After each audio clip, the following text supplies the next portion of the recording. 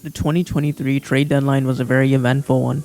In a multiverse of possibilities and trades, 11 players ended up back to their old teams. For clarity, I don't mean players that went back to their actual home cities like Patrick Beverley, who got bought out and then signed with his hometown Chicago. Fans can rejoice as they can reuse their old jerseys and have them relevant again. In a trade deadline featuring some of the most shocking trades involving All-Stars and Hall of Fame players, these trades went under the radar. Let's see how we got here. D'Angelo Russell to the Lakers. D'Angelo Russell was drafted by the Lakers with the second overall pick in the 2015 NBA draft out of Ohio State.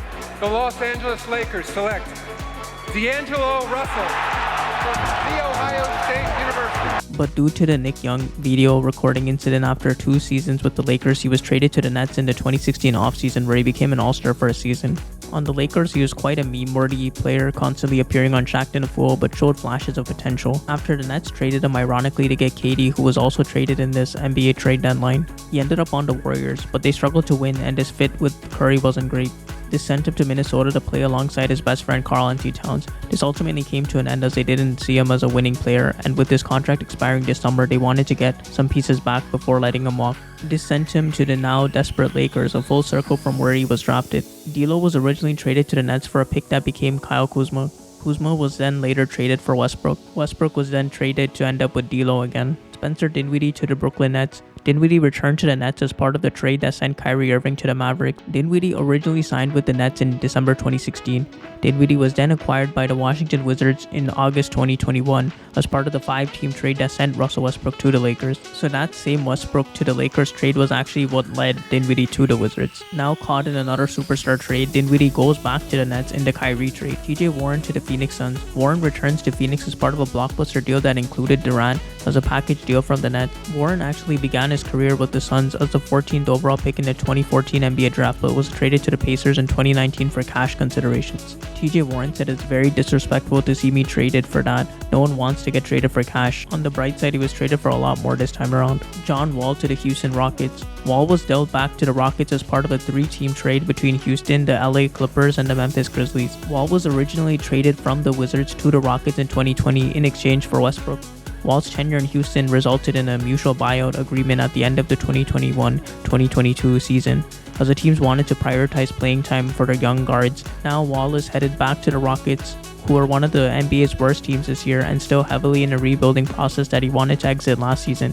The orbit of Russell Westbrook caught Wall too, who ended up back on the Rockets. Wall opened up about his feelings on his short tenure in Houston. Trash. I don't know. I know. Beyond trash. Like, I just want to hoop. I'm just trying to get on the court. That's it. So I did that one day, worked my ass off, played. I mean, we lost 20 in a row. We were trying to lose on purpose. So I was just like, I was just being a professional. Yeah. Like, I always wanted to teach them, like, don't get used to this shit. It's not how the NBA is. Right. Like, it's just a bad organization right now. Like, they got to fix some shit around. But, like, I always taught to Jalen Green, Kevin Porter, KJ, I'm like, yo, don't get adjusted to this losing shit. It's not how the league is. Yeah. But at the same time, I had to tell them, like, the shit y'all getting away with over here, you go to any other teams, you be out the league. Like, you wouldn't play. You're not playing. They wouldn't play. No facts. So I'm trying to explain that to them because they think it's sweet. Nobody could be quite as unhappy to return back to their old team as Wall. Bruno Fernando to the Atlanta Hawks. Fernando rejoins the Hawks after starting his career in Atlanta as a second-round pick in the 2019 NBA draft. Fernando was part of the Rockets trade to acquire Justin Holiday and Frank Kaminsky. Eric Gordon to the LA Clippers. Gordon departed Houston to return to a Clippers team he hasn't been a part of since he was drafted. Gordon had a promising career with the rookie max extension well within reach, but the Clippers had their eyes on more veteran talent while title chasing. Gordon was sent to the New Orleans Hornets as part of the blockbuster trade that brought Chris Paul to LA in 2011.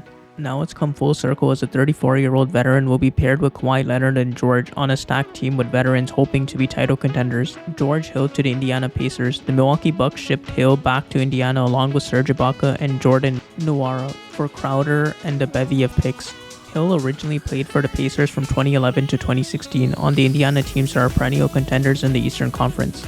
Gary Payton is second to the Golden State Warriors. Payton was a critical role player on Golden State's championship team last year, achieving career highs in games played and points per game. Payton signed a 3-year deal with the Portland Trail Blazers this past offseason, but was dealt back to the Warriors as half a season into that contract as part of the 3-team trade that sent James Wiseman to the Detroit Pistons. Payton could end up playing a lot more minutes with the Warriors in the coming weeks due to Stephen Curry's left leg injury. He played critical minutes, especially on the defensive end for their title just last playoffs. Jakob Poeltl to the Toronto Raptors. Poeltl reunites with the Toronto Raptors in a trade that sent center Khem Birch to San Antonio's along with pick. Poeltl began his NBA career with the Raptors in 2016 before being traded to the Spurs in the 2018 offseason as part of the package with DeMar DeRozan that sent Kawhi Leonard to Toronto, which ended up leading to a championship. Now Poeltl will get a chance to apply that experience in development for a Raptors team that has been looking for a dependable center. Justin Jackson to the Oklahoma City Thunder. The Boston Celtics sent Jackson back to the Thunder, including 2 draft picks for Mike Muscala. Jackson played 33 games for the Thunder in the 2020-2021 season. However, it's likely the Thunder will waive Jackson to open up a roster spot, as they did back in 2021 too. Dwayne Dedmon to the Spurs. He played 76 games in the 2016-2017 season and 12 playoff games for them in that season's playoffs. Dedmon was however waived 2 days after the trade and signed for the rest of the season with Philly. 4 players went all the way back to the team that drafted them in the first place. 5 went back to their very first NBA team, when including Payton. 3 went back to their most recent previous team, Poeltl, Payton, and Walt. Let me know in the comments below who out of this group of returning players you think will have the biggest impact on their team.